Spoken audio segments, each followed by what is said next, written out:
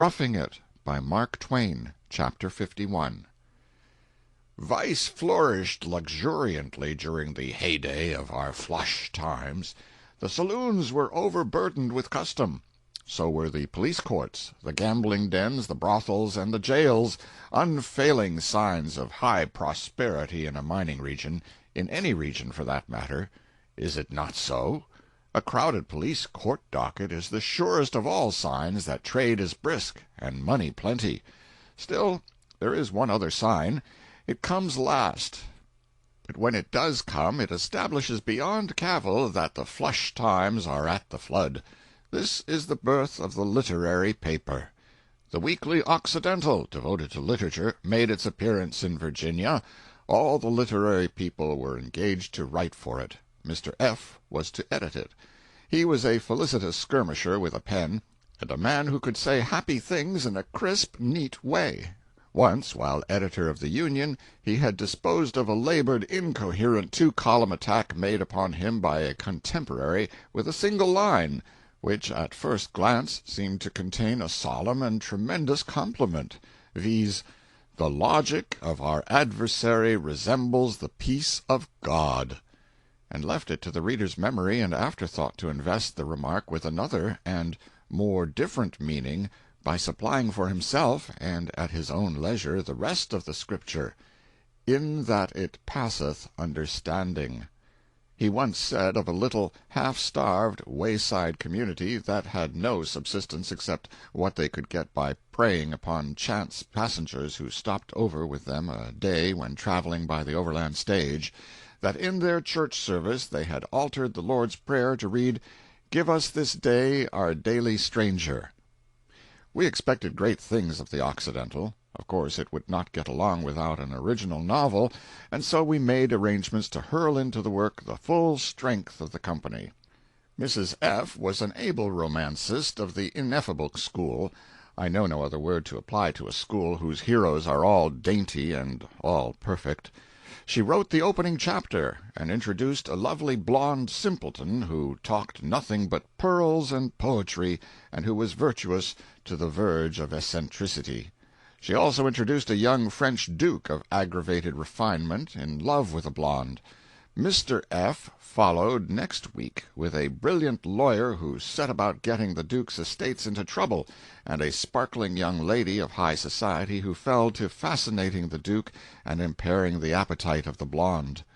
Mr. D., a dark and bloody editor of one of the dailies, followed Mr. F. the third week, introducing a mysterious Rosicrucian who transmuted metals, held consultations with the devil in a cave at dead of night, and cast the horoscope of the several heroes and heroines in such a way as to provide plenty of trouble for their future careers, and breed a solemn and awful public interest in the novel.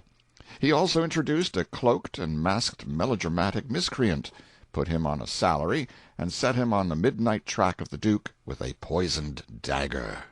He also created an Irish coachman with a rich brogue, and placed him in the service of the society young lady with an ulterior mission to carry the billet doux to the Duke.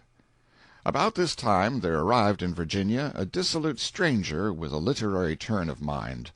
Rather seedy he was, but very quiet and unassuming, almost diffident indeed. He was so gentle, and his manners were so pleasing and kindly, whether he was sober or intoxicated, that he made friends of all who came in contact with him. He applied for literary work, offered conclusive evidence that he wielded an easy and practised pen, and so Mr. F. engaged him at once to help write the novel. His chapter was to follow Mr. D.'s, and mine was to come next. Now what does this fellow do but go off and get drunk, and then proceed to his quarters and set to work with his imagination in a state of chaos, and that chaos in a condition of extravagant activity. The result may be guessed. He scanned the chapters of his predecessors, found plenty of heroes and heroines already created, and was satisfied with them. He decided to introduce no more. With all the confidence that whiskey inspires and all the easy complacency it gives to its servant, he then launched himself lovingly into his work. He married the coachman to the society young lady for the sake of the scandal, married the Duke to the blonde stepmother for the sake of the sensation, stopped the desperado's salary, created a misunderstanding between the devil and the Rosicrucian, threw the Duke's property into the wicked lawyer's hands, made the lawyer's upbraiding conscience drive him to drink, thence to delirium tremens, thence to suicide, broke the coachman's neck, let his widow succumb to contumely, neglect, poverty, and consumption, caused the blonde to drown herself, leaving her clothes on the bank with the customary note pinned to them forgiving the Duke and hoping he would be happy, revealed to the Duke, by means of the usual strawberry mark on left arm, that he had married his own long-lost mother and destroyed his long-lost sister, instituted the proper and necessary suicide of the Duke and the Duchess in order to compass poetical justice, opened the earth and let the Rosicrucian through, accompanied with the accustomed smoke and thunder and smell of brimstone, and finished with the promise that in the next chapter, after holding a general inquest, he would take up the surviving character of the novel and tell what became of the devil. It read with singular smoothness, and with a dead earnestness that was funny enough to suffocate a body. But there was war when it came in. The other novelists were furious. The mild stranger, not yet more than half sober, stood there, under a scathing fire of vituperation, meek and bewildered, looking from one to another of his assailants, and wondering what he could have done to invoke such a storm.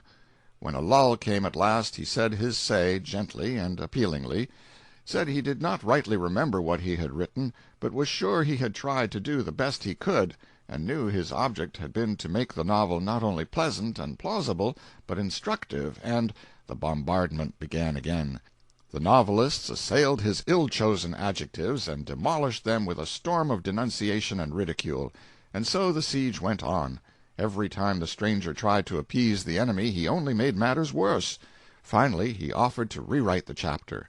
This arrested hostilities. The indignation gradually quieted down, peace reigned again, and the sufferer retired in safety and got him to his own citadel. But on the way thither the evil angel tempted him, and he got drunk again, and again his imagination went mad. He led the heroes and heroines a wilder dance than before, and yet all through it ran the same convincing air of honesty and earnestness that had marked his first work. He got the characters into the most extraordinary situations, put them through the most surprising performances, and made them talk the strangest talk. But the chapter cannot be described. It was symmetrically crazy, it was artistically absurd, and it had explanatory footnotes that were fully as curious as the text. I remember one of the situations, and will offer it as an example of the whole. He altered the character of the brilliant lawyer, and made him a great-hearted, splendid fellow, gave him fame and riches, and set his age at 33 years. Then he made the blonde discover, through the help of the Rosicrucian and the melodramatic miscreant, that while the Duke loved her money ardently and wanted it, he secretly felt a sort of leaning toward the society young lady. Stung to the quick, she tore her affections from him, and bestowed them with tenfold power upon the lawyer, who responded with consuming zeal. But the parents would none of it. What they wanted in the family was a duke, and a duke they were determined to have, though they confessed that next to the Duke the lawyer had their preference. Necessarily the blonde now went into a decline. The parents were alarmed. They pleaded with her to marry the Duke, but she steadfastly refused, and pined on. Then they laid a plan. They told her to wait a year and a day, and if at the end of that time she still felt that she could not marry the Duke, she might marry the lawyer with their full consent. The result was as they had foreseen. Gladness came again, and the flush of returning health. Then the parents took the next step in their scheme. They had the family physician recommend a long sea voyage and much land travel for the thorough restoration of the blonde's strength, and they invited the Duke to be of the party. They judged that the Duke's constant presence and the lawyer's protracted absence would do the rest, for they did not invite the lawyer. So they set sail in a steamer for America, and the third day out, when their seasickness called truce and permitted them to take their first meal at the public table, behold, there sat the lawyer. The Duke and party made the best of an awkward situation. The voyage progressed, and the vessel neared America. But by and by, 200 miles off New Bedford, the ship took fire. She burned to the water's edge. Of all her crew and passengers only 30 were saved. They floated about the sea half an afternoon and all night long. Among them were our friends. The lawyer, by superhuman exertions, had saved the blonde and her parents, swimming back and forth 200 yards and bringing one each time, the girl first. The Duke had saved himself. In the morning 2 whale ships arrived on the scene and sent their boats. The weather was stormy, and the embarkation was attended with much confusion and excitement. The lawyer did his duty like a man, helped his exhausted and insensible blonde, her parents, and some others into a boat the Duke helped himself in. Then the child fell overboard at the other end of the raft, and the lawyer rushed thither and helped half a dozen people fish it out, under the stimulus of its mother's screams. Then he ran back, a few seconds too late. The blonde's boat was under way, so he had to take the other boat and go to the other ship. The storm increased, and drove the vessels out of sight of each other, drove them whither it would. When it calmed at the end of 3 days, the blonde ship was 700 miles north of Boston, and the other about 700 south of that port. The blonde's captain was bound on a whaling cruise in the North Atlantic, and could not go back such a distance or make a port without orders, such being nautical law. The lawyer's captain was to cruise in the North Pacific, and he could not go back or make port without orders. All the lawyer's money and baggage were in the blonde's boat, and went to the blonde's ship, so his captain made him work his passage as a common sailor. When both ships had been cruising nearly a year, the one was off the coast of Greenland, and the other in Bering Strait. The blonde had long ago been well-nigh persuaded that her lawyer had been washed overboard and lost just before the whale ships reached the raft, and now, under the pleadings of her parents and the Duke, she was at last beginning to nerve herself for the doom of the covenant, and prepare for the hated marriage. But she would not yield a day before the date set. The weeks dragged on, the time narrowed. Orders were given to deck the ship for the wedding, a wedding at sea among icebergs and walruses. 5 days more and all would be over. So the blonde reflected, with a sigh and a tear. Oh, where was her true love, and why did he not come and save her? At that moment he was lifting his harpoon to strike a whale in Bering Strait, 5,000 miles away, by the way of the Arctic Ocean, or 20,000 by the way of the Horn. That was the reason. He struck, but not with perfect aim. His foot slipped, and he fell in the whale's mouth, and went down his throat. He was insensible 5 days. Then he came to himself and heard voices. Daylight was streaming through a hole cut in the whale's roof. He climbed out, and astonished the sailors who were hoisting blubber up the ship's side. He recognized the vessel, flew aboard, surprised the wedding party at the altar, and exclaimed, "Stop the proceedings! I'm here! Come to my arms, my own!" There were footnotes to this extravagant piece of literature, wherein the author endeavored to show that the whole thing was within the possibilities.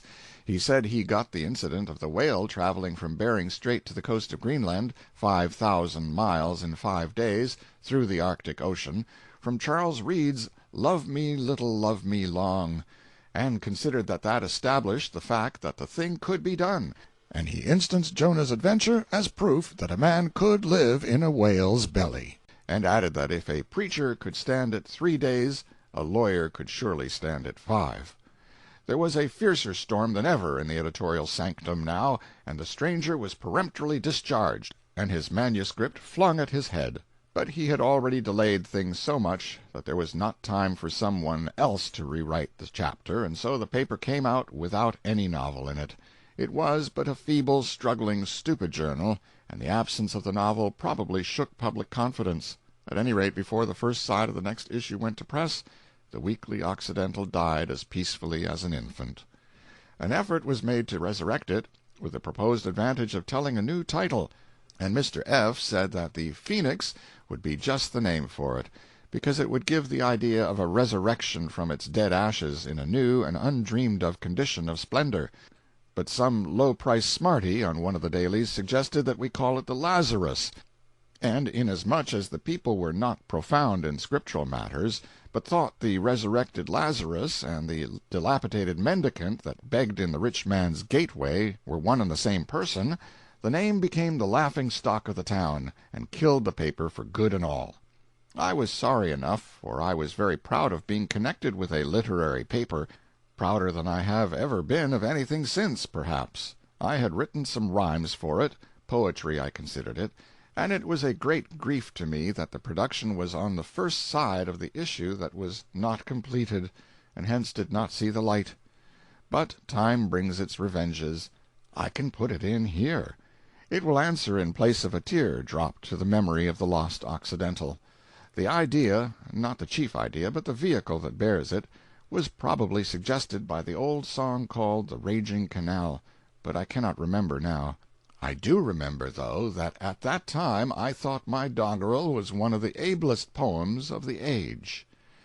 The Aged Pilot Man. On the Erie Canal it was, all on a summer's day, I sailed forth with my parents, far away to Albany. From out the clouds at noon that day there came a dreadful storm that piled the billows high about and filled us with alarm. A man came rushing from a house, saying, "Snub up your boat, I pray," the customary canal technicality for tie up. "Snub up your boat, snub up, alas, snub up while yet you may." Our captain cast one glance astern, then forward glanced he, and said, "My wife and little ones I never more shall see." Said Dollinger, the pilot man, in noble words but few, "Fear not, but lean on Dollinger, and he will fetch you through." The boat drove on, the frightened mules tore through the rain and wind, and bravely still in danger's post the whip-boy strode behind. Come board, the captain cried, "nor tempt so wild a storm." But still the raging mules advanced, and still the boy strode on. Then said the captain to us all, "Alas, 'tis plain to me the greater danger is not there, but here upon the sea. So let us strive while life remains to save all souls on board, and then if die at last we must, let—" I cannot speak the word. Said Dollinger the pilot man, towering above the crew, "Fear not, but trust in Dollinger, and he will fetch you through." Low bridge! Low bridge! All heads went down. The laboring bark sped on. A mill we passed a church, hamlets and fields of corn, and all the world came out to see and chased along the shore, crying, "Alas, alas, the sheeted rain, the wind, the tempest roar! Alas, the gallant ship and crew, can nothing help them more?" And from our deck sad eyes looked out across the stormy scene, the tossing wake of billows aft, the bending forest green, the chickens sheltered under carts, in lee of barn the cows, the scurrying swine with straw in mouth, the wild spray from our bows. "She balances, she wavers, now let her go about. If she misses stays and broaches too, we're all—" Then with a shout, "Hooray, hooray! Avast, belay! Take in more sail! Lord, what a gale!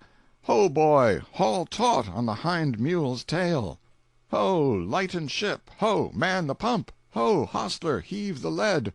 A quarter 3, 'tis shoaling fast, 3 feet large, 3 feet, 3 feet scant!" I cried in fright. "Oh, is there no retreat?"